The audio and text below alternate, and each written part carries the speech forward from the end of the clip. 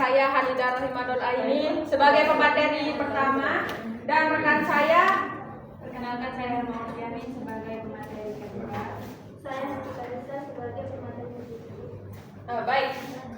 Jadi sedikit saya jelaskan mengenai teori belajar ya. Jadi teori belajar ini adalah kumpulan ide atau prinsip yang digunakan oleh pendidik untuk merancang suatu strategi pembelajaran ya. Nah, ada beberapa teori belajar yang relevan seperti teori belajar behaviorisme, teori belajar konstruktivisme, dan juga teori belajar kognitivisme.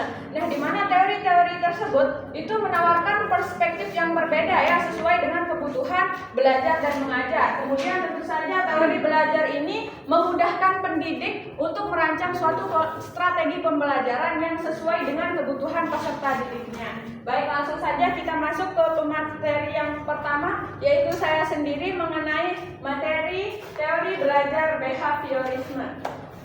Jadi, apa sih teori belajar behaviorisme itu? Jadi, teori belajar behaviorisme ini adalah teori yang menjelaskan bagaimana respon peserta didik terhadap stimulus yang diberikan oleh guru. Apa itu stimulus, apa itu respon? Sekarang kita masuk ke penjelasannya ya. Jadi konsep dasar, sebelum kita masuk ke konsep dasar nih, teori belajar behaviorisme itu merupakan suatu proses atau peran belajar dalam menjelaskan tingkah laku manusia ya. Jadi intinya di dalam proses teori belajar ini adalah bagaimana cara atau teori yang digunakan untuk menjelaskan tingkah laku manusia, dari mana tingkah laku itu berasal. Jadi dari penjelasan tadi, yaitu konsep dasar dari teori belajar behaviorisme itu adalah bahwa belajar itu merupakan interaksi antara stimulus dan respon. Nah, di mana apa itu stimulus? Stimulus itu adalah suatu rangsangan atau dorongan yang diberikan oleh guru kepada peserta didik untuk mengetahui tingkah laku mereka atau perlakuan mereka yang terjadi akibat stimulus tersebut. Nah, sedangkan apa itu respon? Respon adalah tingkah laku atau perlakuan yang ditunjukkan oleh anak tersebut.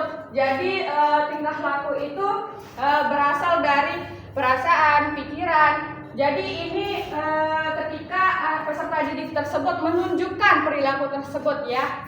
Next. Kemudian di sini ada tokoh-tokoh teori behaviorisme. Bisa dilihat ada Bapak John B. Watson ya. Kemudian ada Ivan P. Pavlov dan B.F. Skinner. Next. Jadi dari ketiga tokoh teori behaviorisme tersebut, di sini ada beberapa rangkuman mengenai jabaran dari tokoh-tokoh tersebut ya. Jika John B. Watson ini adalah bapak pendiri teori belajar behaviorisme, yaitu dia mendirikan teori belajar behaviorisme ini pada tahun 1930 ya, di mana John B. Watson ini berpendapat bahwa perilaku manusia ditentukan oleh lingkungan. Ia menolak bahwa perasaan ataupun pikiran itu sebagai objek studi. Jadi ia lebih berfokus pada suatu hal yang dapat diukur dan diamati, seperti tingkah laku, bukan pikiran. Jadi pikiran itu ada yang bisa mengukur apa enggak? Ada kan? Jadi menurut John B. Watson, bapak pendiri behaviorisme ini berpendapat bahwa ia lebih setuju untuk mengukur atau mengamati suatu hal yang terlihat, seperti tingkah laku. Kemudian Ivan P. Pavlov, seorang ahli psikologi Rusia. Jadi ini terkenal dengan eksperimennya ya. Di sini mohon maaf sebelumnya, eksperimennya yaitu dari air liur anjing ya. Nah, di sini Ivan P. Pavlov ini menggunakan istilah NR.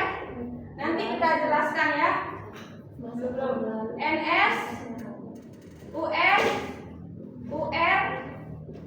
CR, dan juga CS. Nah, apa maksudnya ini semua? Dari sini langsung saja ya. Ini anggap saja makanan anjing. Ini anggap saja anjingnya ya. Ya seperti ini saja ya, nggak apa-apa ya. Yang penting kita belajar aja. Ya, belajar aja. Anggap saja ini. Ya, dia ketika melihat makanan itu dia ngiler. Oh ya, sebelum terjadi penelitiannya Ivan P. Pavlov ini, suatu ketika dia sedang menguji penelitian kan. Terus anjing-anjing yang ada di laboratoriumnya itu akan diberi makan oleh petugas yang biasanya memberi makan pada anjing-anjing tersebut. Ketika melihat petugasnya, anjing-anjing itu udah ngiler duluan. Jadinya Pavlov berpikir gitu, kenapa dia ngiler ketika datang petugas yang akan beri dia makan itu, bukan ngiler sama makanannya. Kayak kita kan kalau udah makanannya kelihatan baru kita pengen makan gitu. Bukannya kita ngiler lihat kokinya, tapi kita ngiler lihat makanannya ya. Makanya dia membuat eksperimen. Nah, di mana makanan ini namanya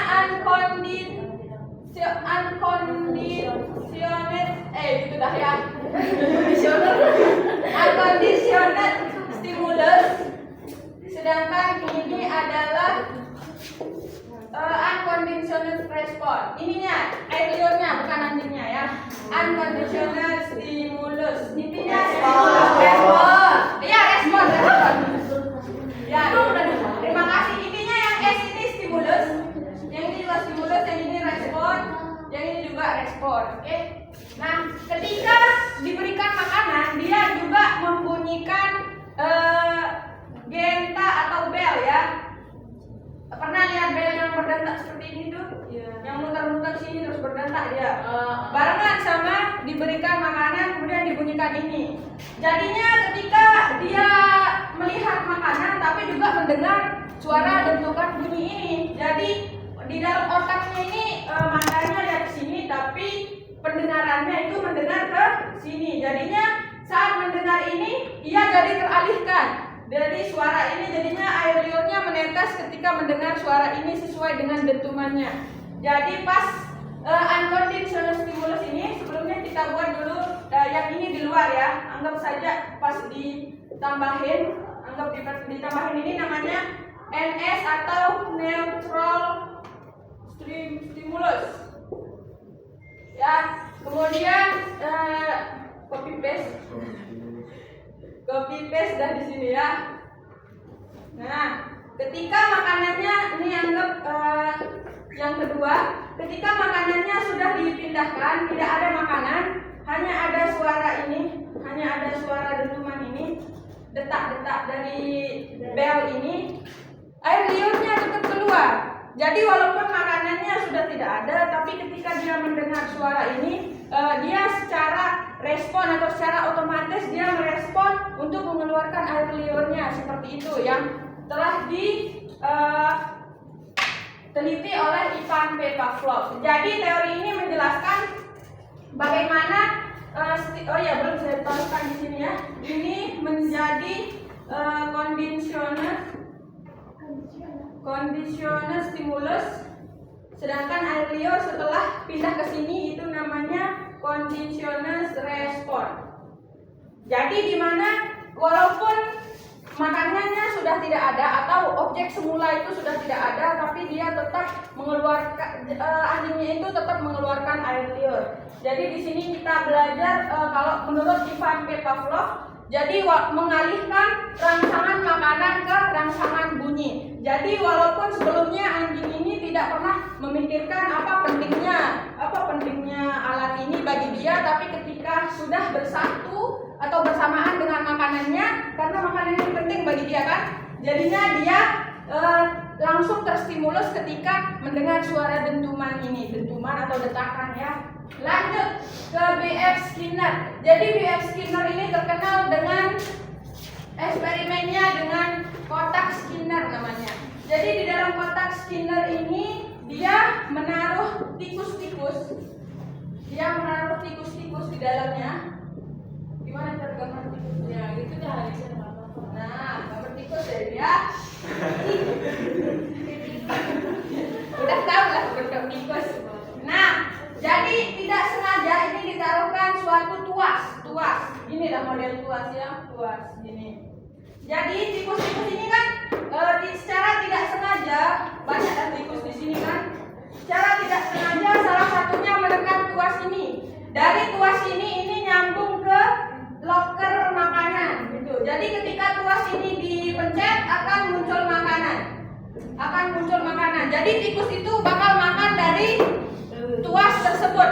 Nah, apa yang didapat B.F. Skinner dari penelitiannya tersebut, ketika dia melihat tikus itu memencet tuas itu tadinya tidak disengaja, tapi karena dia mendapat makanan dari perilaku tersebut, tikus itu tetap mengulangi kegiatan tersebut. Jadi kalau dia lapar gitu ya, tetap diulangi. Jadi apa maksud dari penelitian B.F. Skinner ini? Menjelaskan bahwa perilaku yang diulang dan mendapatkan hadiah atau penguatan, kita cenderung akan mengulangi perilaku tersebut. Sedangkan jika sebaliknya, jika kita mendapatkan hukuman atau perlakuan yang tidak baik dari perlakuan kita yang tadi, kita tidak akan melakukan kegiatan tersebut. Beda halnya kalau orang udah tahu itu dapat masalah tetap dia lakuin, itu namanya Oke, jadi sedikit saya simpulkan ya. Jadi menurut B.F. Skinner ini intinya ketika kita mendapatkan suatu hadiah atau penguatan, kita akan cenderung mengulangi perlakuan tersebut atau tingkah laku tersebut. Jika kita mendapatkan hal buruk karena perilaku tersebut, kita akan cenderung menghindari perlakuan tersebut. Sedangkan kalau Ivan V. Pavlov ini menunjukkan bahwa kita akan cenderung terstimulus dengan suatu hal, walaupun suatu hal tersebut tidak berarti khusus bagi kita sebelumnya. Hal itu tidak berarti khusus bagi kita sebelumnya, tapi kita akan terstimulus dengan sendirinya dan memberikan respon. Kemudian untuk John B. Watson ini kita seperti kertas kosong. Jadi ada istilah di dalam menurut John B. Watson ini ya, kita seperti tabula rasa. Apa itu tabula rasa? Tabula rasa itu seperti kertas kosong. Jadi kita lahir di dunia itu seperti kertas kosong ya menurut John B. Watson ini. Dan nanti lingkungan dan pengalaman kita yang akan membentuk tingkah laku kita sendiri. Jadi nanti pengalaman dan lingkungan kita yang akan menulis di kertas kosong tersebut, dan itu menjadi perilaku kita yang akan muncul dari diri kita sendiri. Kemudian next, ada kekurangan dan juga kelebihan tentunya ya. Di sini ada beberapa yang sudah ditampilkan. Kelebihan teori behaviorisme itu satu, membiasakan guru untuk memperhatikan kondisi belajar. Kenapa guru disebut memperhatikan kondisi belajar? Karena ketika guru melihat peserta didiknya di kelas, kan guru memberikan stimulus. Jadi ketika guru memberikan stimulus itu secara tidak langsung guru sudah memperhatikan kondisi belajar. Misalnya gimana perasaannya Gina pelajaran kita hari ini, senang misalnya. Jadinya teman-teman yang lain juga, kalau Manda gimana gitu. Jadinya secara tidak langsung dia memperhatikan kondisi belajar di kelas. Kemudian guru tidak banyak berbicara sehingga siswa belajar sendiri. Gimana maksudnya? Bukannya stimulus itu malahan guru lebih banyak ngomong? Enggak ya. Jadi stimulus itu bukan cuma pertanyaan. Siapa yang masih mengira stimulus itu adalah pertanyaan doang? Jadi stimulus itu bukan cuma pertanyaan ya, bisa berupa tantangan, bisa berupa pujian, juga pertanyaan seperti tadi. Juga intinya bagaimana interaksi guru kepada peserta didiknya. Ya, seperti tadi perintah juga bisa. Misalnya pertanyaan nih, coba siapa yang bisa jelaskan ibu guru apa itu matahari misalnya kan? Dari pengalaman mereka pasti sudah tahu apa itu matahari itu secara sederhana mereka jelasin. Kemudian misalnya tantangan, siapa yang bisa kasih tahu ibu guru 5 nama hewan misalnya? Pasti kalau kita anak SD itu angkat tangan kan, pasti kita udah tahu apa aja nama-nama hewan. Jadi di sana siswa lebih banyak belajar sendiri ya. Terus kemampuan untuk mengubah tingkah laku yang diinginkan mendapat penguatan positif. Seperti tadi memberikan pujian kepada peserta didik. Kemudian pelatihan dan pengulangan yang berkelanjutan dapat mengoptimalkan bakat dan kecerdasan siswa. Jadi secara tidak langsung juga ketika ditanya mengenai materi sebelumnya atau apa yang pengalaman mereka dapat di luar kelas, jadi itu secara tidak langsung sudah mengulang materi pelajaran. Next, untuk kekurangan teori behaviorisme, di mana menganggap belajar sebagai proses yang terjadi secara langsung. Kan tadi sudah dijelaskan kalau teori belajar behaviorisme itu adalah kita seperti kertas kosong ya, seperti kata bapak pendirinya yaitu John B. Watson tadi. Kita seperti kertas kosong, jadi kita akan belajar sendiri dari pengalaman dan juga lingkungan yang ada di kehidupan kita. Jadi ini tidak baik ya ketika kita menganggap bahwa belajar itu adalah proses yang terjadi karena sendirinya terjadi gitu. Kita juga harus belajar, mengusahakan belajar kita itu sendiri. Kemudian yang kedua, proses belajar dianggap otomatis mekanis, sama seperti tadi. Tapi kita yang penting bukan mesin atau robot kan. Sedangkan mesin atau robot itu kan diciptakan, jadi dia akan dibantu. Ya, jadi kita seperti yang tadi itu tidak menganggap belajar sebagai proses yang terjadi secara langsung. Terus yang ketiga, sulit untuk menerima proses belajar manusia yang dianalogikan dengan hewan. Masuk enggak? Maksudnya ini, misalnya kita dicontohkan dari hewan, sama seperti eksperimen lainnya sebenarnya. Karena ini dianalogikan dari hewan, kita cenderung merasa tidak terima dengan hal tersebut karena ini kan eksperimennya dari hewan, belum tentu kita ngiler juga kan kayak hewan. Jadi di sana kekurangannya, tapi di antara semua itu hasil dari Bapak Ivan P. Pavlov ini merupakan teori pengkondisian klasik yang sangat penting ya, seperti pembelajaran kita pada saat ini. Nah, kurang lebihnya teori behaviorisme itu dari saya. Kurang lebihnya mohon maaf. Sekian dan akan dilanjutkan oleh pemateri yang kedua.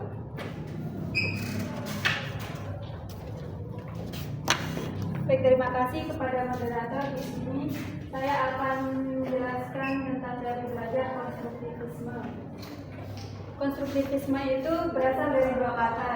Yang pertama konstruktif, yang berarti membangun, memperbaiki atau membina. Kemudian yang kedua isme, yang berarti suatu paham atau aliran. Konstruktivisme ini merupakan sebuah cabang filsafat pengetahuan yang menekankan bahwa pengetahuan adalah hasil dari konstruksi kita sendiri. Jadi pada intinya konstruktivisme ini merupakan pengetahuan itu kita sendiri yang bangun, kita sendiri yang konstruksi. Menurut perspektif konstruktivisme dalam pembelajaran, peserta didik itu dituntut untuk lebih aktif, kemudian gurunya bertindak sebagai fasilitator di dalam pembelajaran. Peserta didik yang membangun pengetahuannya sendiri melalui proses belajar yang dilakukan. Kemudian gurunya hanya membantu sebagai fasilitator, membantu peserta didik mencapai pengetahuan secara optimal. Teori konstruktivisme ini merupakan salah satu aliran yang berasal dari teori kognitif, di mana teori ini merupakan pendekatan pembelajaran yang memungkinkan peserta didik itu membentuk atau memperoleh pengetahuan yang lebih baik dari proses belajarnya. Pendekatan ini memungkinkan peserta didik itu diberikan kesempatan yang sama, untuk belajar dengan bagaimana yang mereka sukai, berdasarkan model pembelajaran yang sudah disediakan oleh gurunya. Kemudian di sini ada tokoh-tokoh dari konstruktivisme. Yang pertama itu menurut Jean Piaget, konstruktivisme adalah bagaimana peserta didik beradaptasi dan memperbaiki pengetahuannya atau membentuk pengetahuannya sendiri dari pengalaman yang mereka alami. Jadi dari pandangan Piaget ini, konstruktivisme merupakan bagaimana peserta didik itu membentuk pengetahuannya sendiri dari pengalaman yang mereka alami. Piaget juga menjelaskan bahwa di dalam pembelajaran peserta didik itu harus lebih aktif.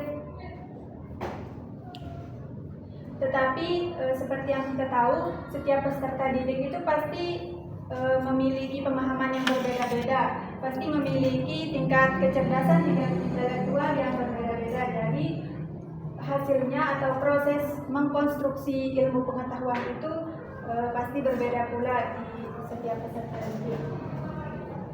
Kemudian yang kedua dari Vygotsky. Menurut Vygotsky, konstruktivisme adalah bagaimana anak dapat membentuk pengetahuan baru dari pengetahuan yang dimiliki sebelumnya dan dari proses interaksi dengan lingkungan sosial. Jadi menurut Vygotsky ini pengetahuan baru itu dibentuk dari pengetahuan yang sudah dimiliki sebelumnya dan dari proses interaksi dengan lingkungan sosial.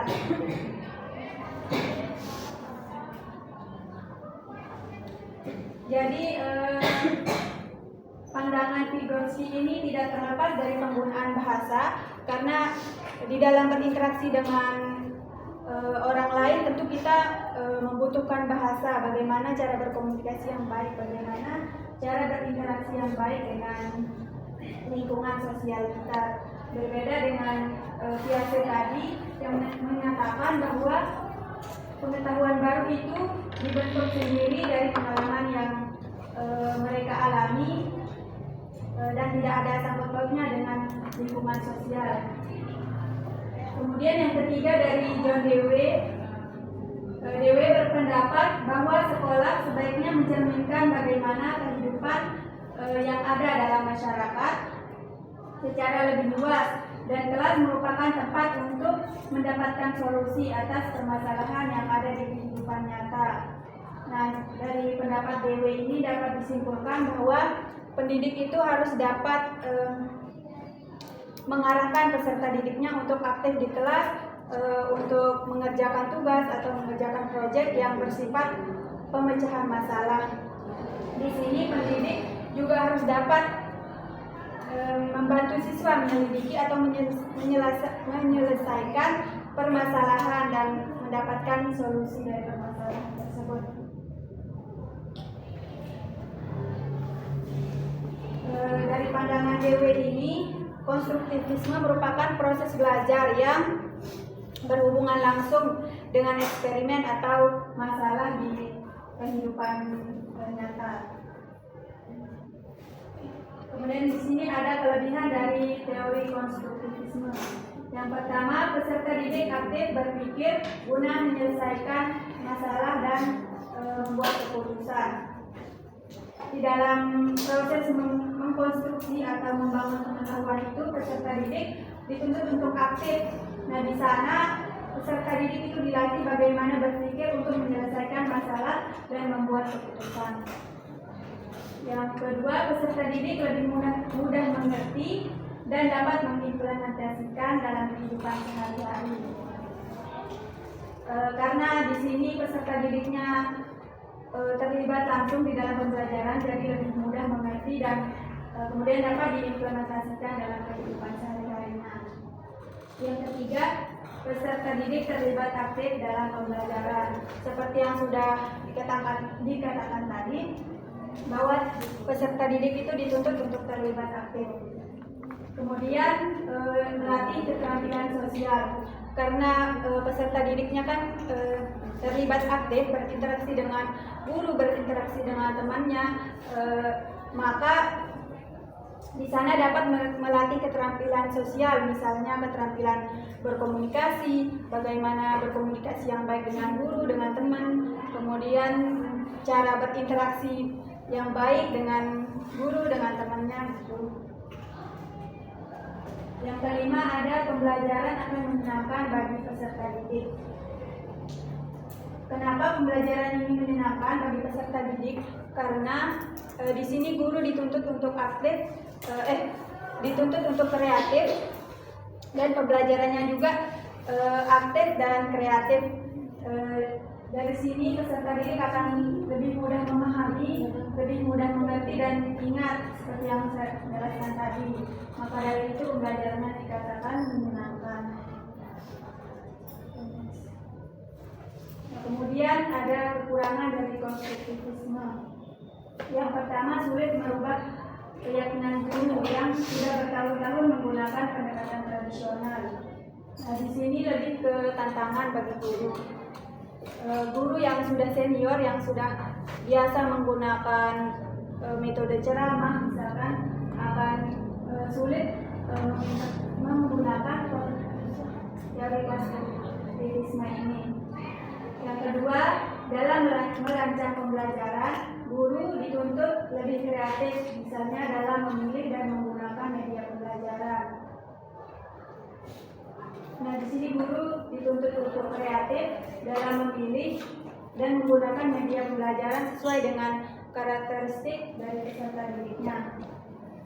Yang ketiga, untuk sekolah yang kurang sarana dan prasarana itu akan lebih sulit mengimplementasikan teori konstitusionalisme ini, karena guru itu membutuhkan media yang kreatif, media pembelajaran kreatif.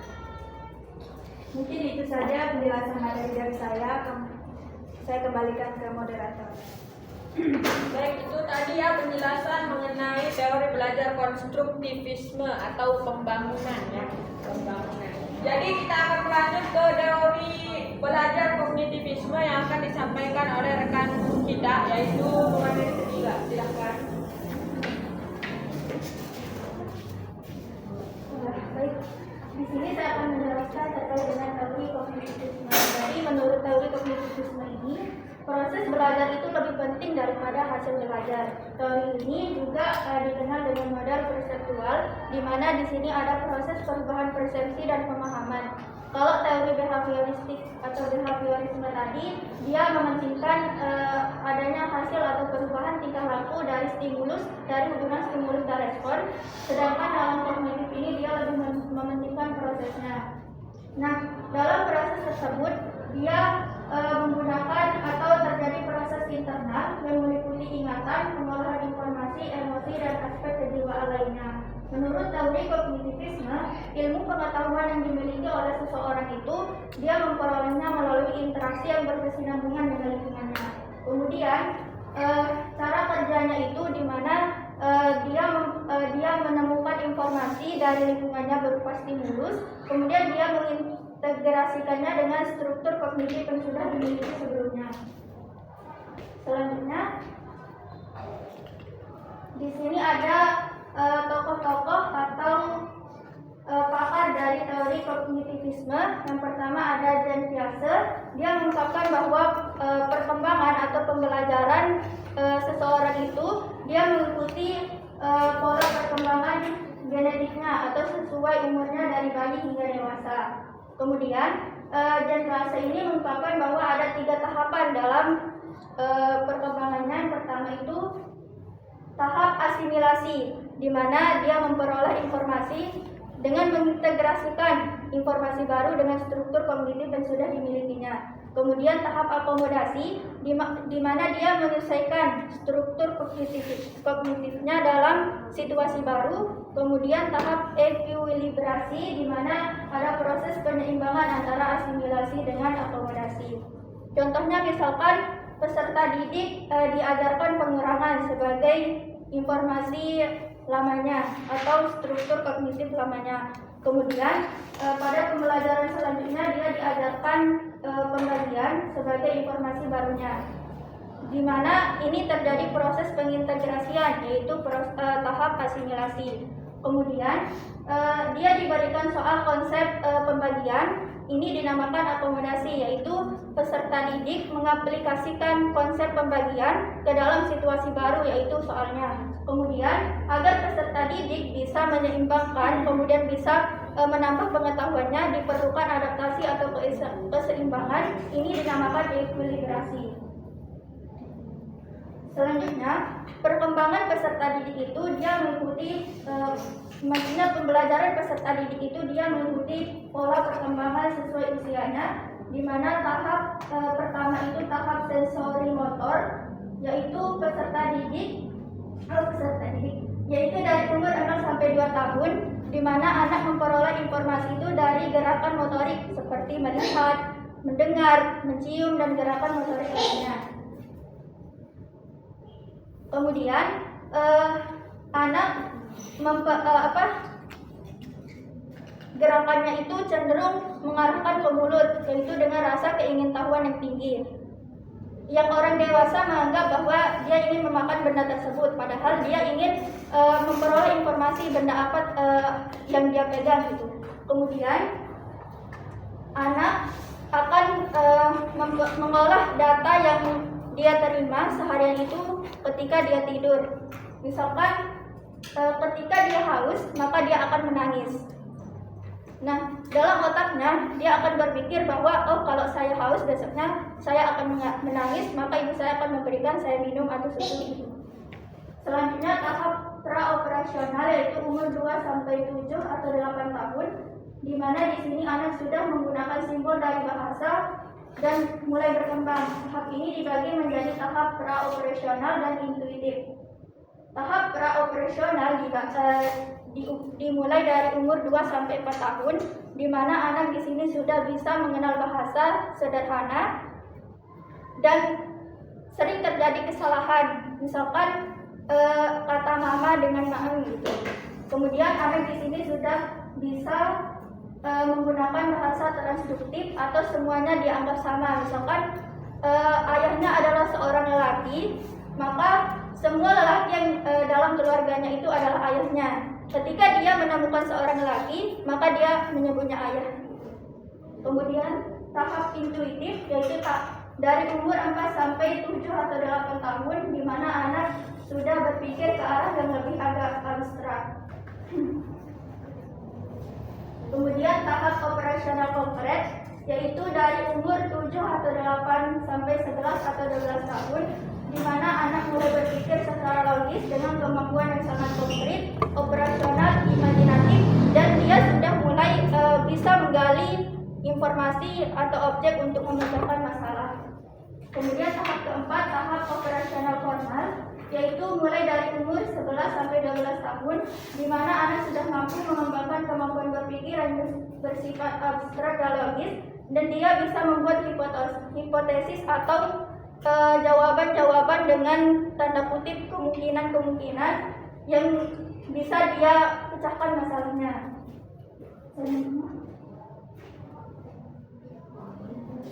Selanjutnya ada David Ausubel, di mana dia membagi belajar itu menjadi 2 dimensi, yaitu belajar penerimaan atau belajar menghafal, kemudian belajar bermakna atau dapat kita artikan, di mana dia memperoleh informasi atau mengaitkan informasi baru ke dalam struktur kognitif yang dimilikinya. Kemudian faktor yang mempengaruhi belajar bermakna ini, yang pertama itu ada struktur kognitif yang sudah dimilikinya, kemudian stabilitas dan kejelasan pengetahuannya.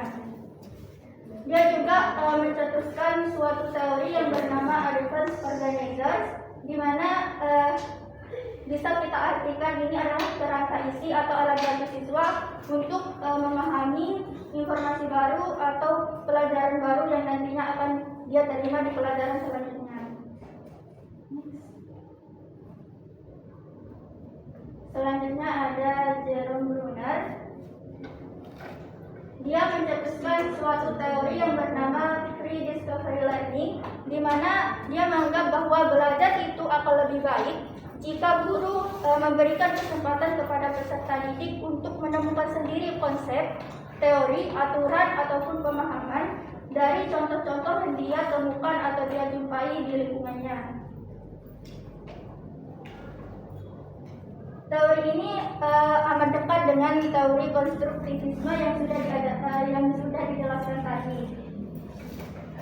Menurut Bruner, dilihat dari caranya melihat lingkungan, perkembangan kognitif terjadi melalui 3 tahap, yaitu tahap enaktif, ikonik, dan simbolik. Tahap enaktif ini di mana anak memperoleh informasi itu melalui gerakan motorik, atau kalau kita samakan dengan jam biasa itu pada tahap sensori motor. Kemudian tahap ikonik, di mana anak memperoleh informasi itu mulai melalui visualisasi atau gambar. Kemudian tahap simbolik, di mana anak di sini sudah bisa berpikir abstrak melalui simbol-simbol, angka, matematika, dan sebagainya. Sama seperti teori sebelumnya, bahwa teori ini juga memiliki kelebihan, di mana dapat membantu peserta didik lebih aktif dan mandiri. Pendidik hanya memberikan dasar dan materi, kemudian peserta didik yang mengembangkan atau melanjutkannya. Yang ketiga, melatih daya ingat peserta didik. Selanjutnya, kekurangannya teori tidak menyeluruh untuk semua tingkat pendidikan sehingga sangat sulit untuk diterapkan kalau misalkan teori ini diterapkan di tingkat lanjut. Kedua, kemampuan daya ingat peserta didik berbeda-beda. Karena kemampuan daya ingat peserta didik, sementara pendidik bangga bahwa daya ingat peserta didik itu sama, misalkan dia udah kelas 5 maka materinya ini, sementara daya ingat peserta didik itu berbeda-beda dan itu menjadi kelemahan tersendiri. Yang ketiga, perlu memperhatikan kemampuan masing-masing peserta didik dengan alasan yang tadi. Mungkin hanya itu yang dapat saya sampaikan. Saya kembalikan ke moderator. Baik, terima kasih rekan-rekan sekalian yang sudah menyampaikan materi mereka dengan sangat baik sekali. Mari beri aplaus untuk. Baik, selanjutnya kita next ke sesi berikutnya, itu sesi tanya jawab. Silakan mengutarakan pertanyaan yang dipenasarankan. Baik, ya. Dalam hitungan ketiga ya, langsung saya pilih 3 penanya secara langsung. Jadi yang saya pilih sesuai dengan apa yang saya lihat ya. Jangan merasa berkecil hati atau berbesar hati. Oke, 1, 2, 3. Gina, Ilda, sorry mata saya ujungnya aja kelihatan. Sama Galang. Ya, silakan Gina. Baik, terima kasih Bu ya. Tadi sempat dijelaskan kalau teori konstruktivisme itu agak sulit diterima oleh guru, kayak apalagi yang senior. Terus gimana caranya menghadapi, dibilangkan itu sebuah tantangan, gimana cara guru menghadapi tantangan itu agar mereka juga nggak ketinggalan gitu. Iya, bagus sekali pertanyaannya ya. Gimana supaya guru-guru yang sudah terbiasa menggunakan metode-metode seperti metode ceramah misalnya, supaya dia bisa mengkondisikan atau mengimbangi ya sesuai dengan kemajuan zaman. Silakan ditulis dulu. Ya, konstruktivisme ya. Lanjut, Ilda. Assalamualaikum warahmatullahi wabarakatuh. Waalaikumsalam warahmatullahi wabarakatuh. Atas kesempatannya. Tadi kan sudah dijelaskan kalau ada 3 teori belajar. Ya. Nah, menurut kalian itu di antara 3 teori tersebut, manakah teori yang paling dapat diimplementasikan dalam pembelajaran matematika? Oh, oke. Baik, jadi pertanyaannya ya, mana yang lebih cocok diaplikasikan di mata pelajaran matematika dari ketiga teori tersebut? Sudah ditulis? Gimana Mbak? Ini materi Mbak Hesti ya. Lanjut ke terakhir dari Abang Galang. Abang. Ayo. Dari pandangan saya itu teori kognitivisme itu lebih mementingkan proses ya. Ya. Dari pandangan siapa? Ya. Oh, pandangan ya, hasil dari. Nah, terus dalam konteks pembelajaran daring nih misalnya, bagaimana prinsip kognitivisme ini dapat dalam konteks pembelajaran daring ini, bagaimana prinsip-prinsip kognitivisme ini tentang pemrosesan informasi dapat diterapkan untuk meningkatkan pengalaman belajar gitu. Ya, intinya dalam pembelajaran daring kan? Ya, daring. Daring itu online. Ya, terkait kita juga alumni dari Corona ya. Suatu saat ini bakal jadi sejarah yang akan diinginkan oleh para siswa-siswa zaman depan.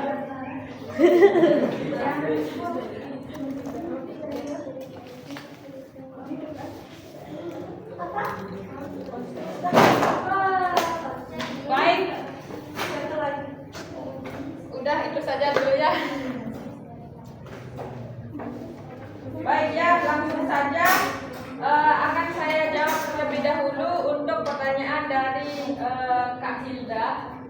Jadi di sini pertanyaannya mana teori belajar yang menurut kami yang paling sesuai untuk pelajaran matematika.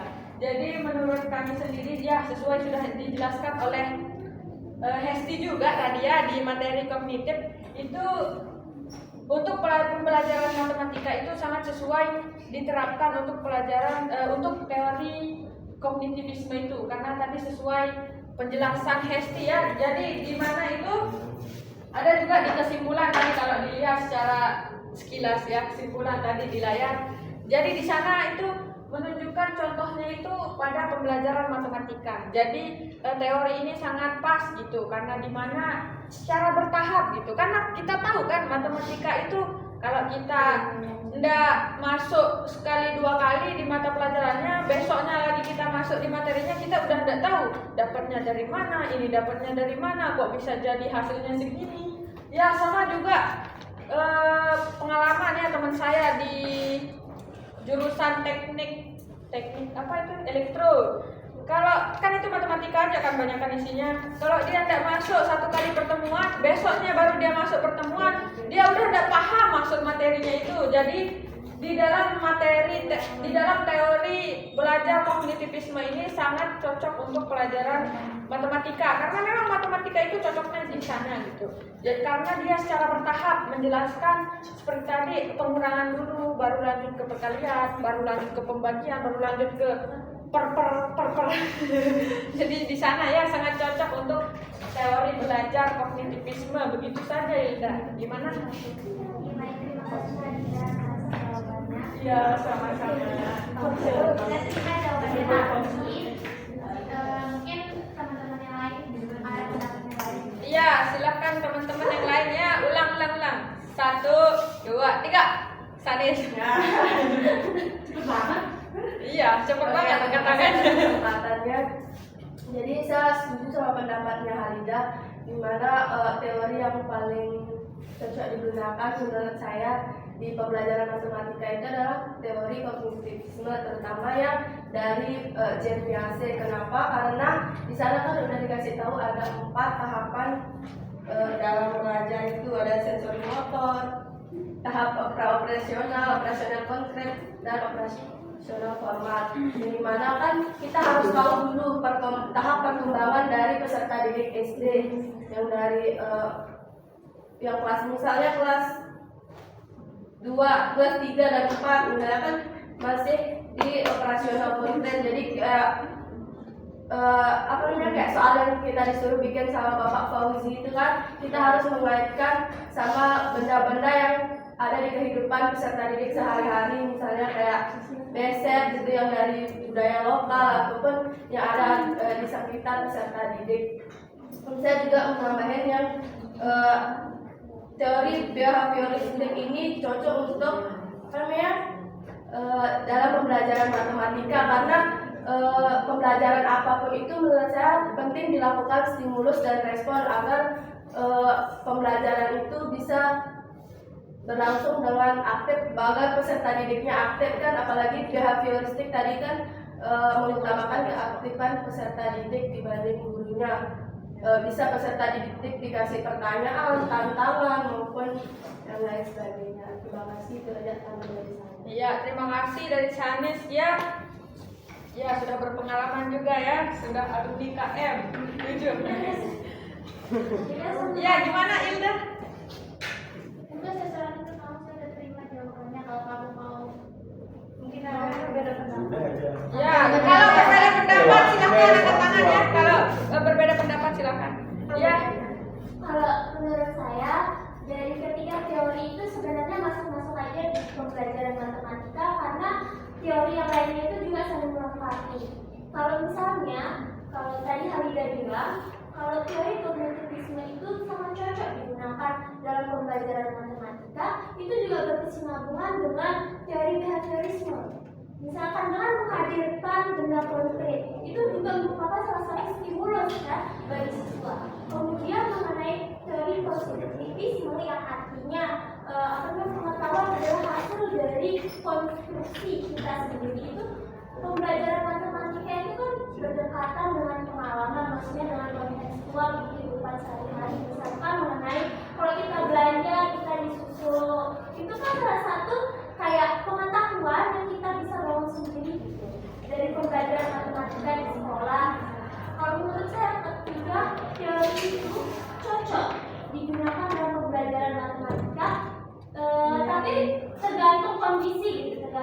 kisi di mana seharusnya menggunakan teori ini, dan juga tentunya harus disandingkan dengan strategi pembelajaran dan model pembelajaran. Oh baik, terima kasih ya, itu tadi penjelasan dari kalian ya. Ya benar sekali.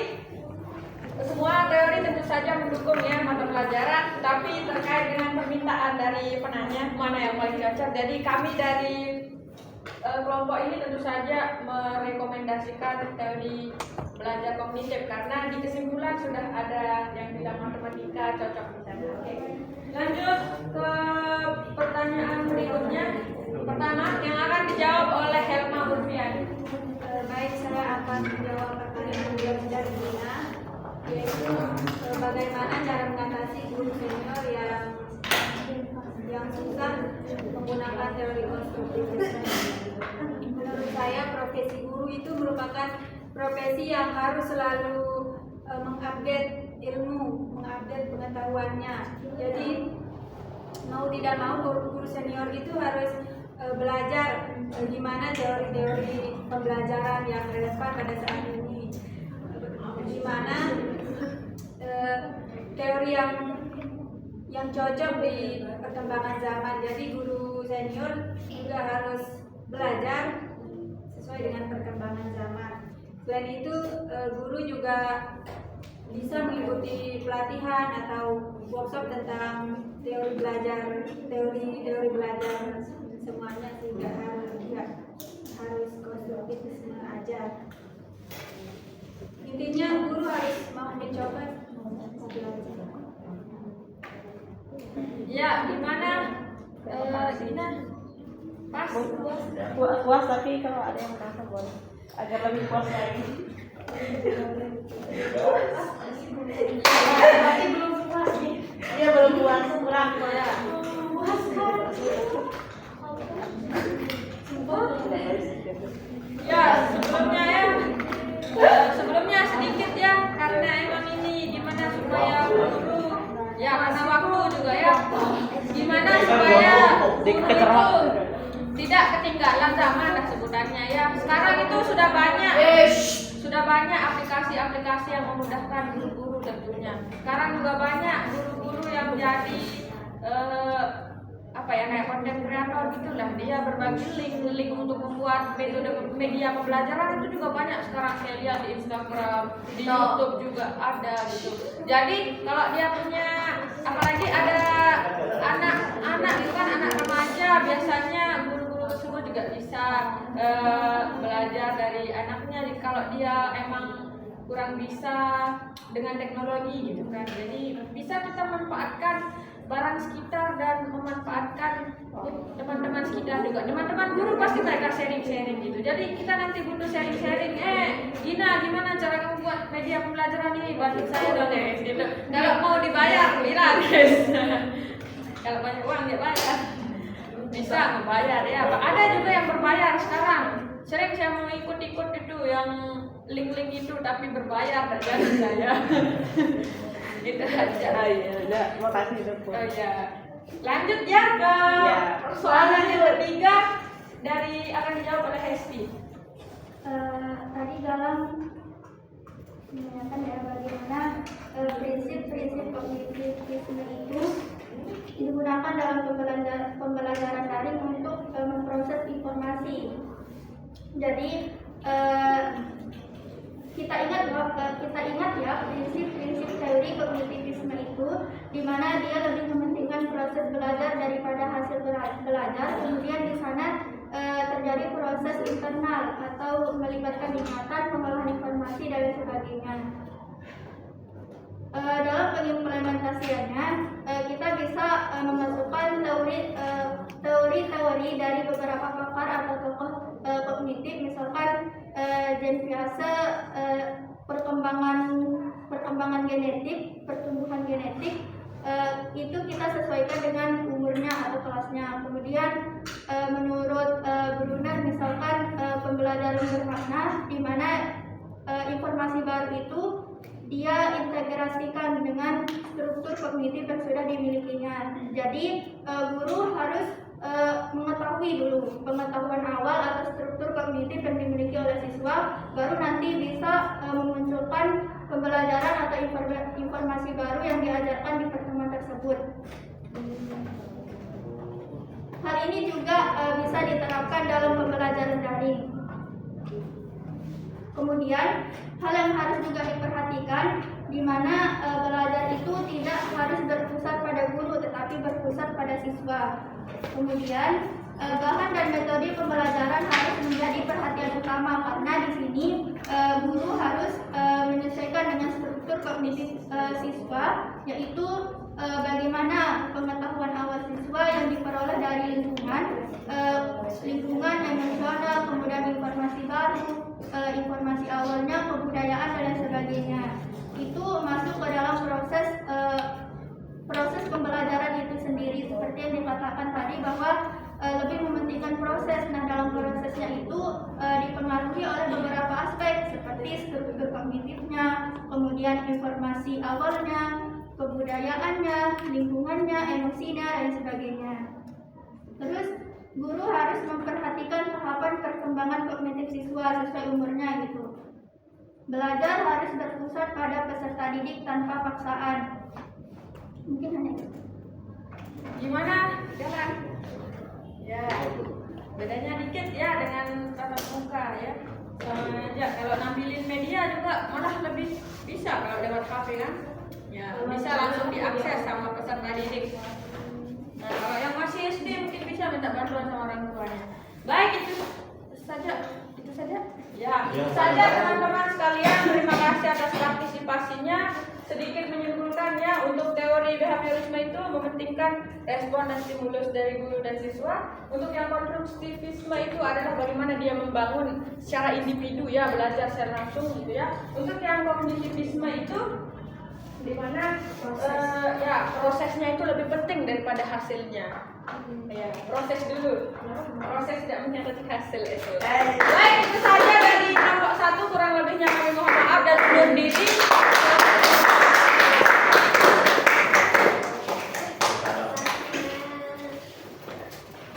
Bagus gambarnya. Udah tetap itu. Udah keduluan dihapus.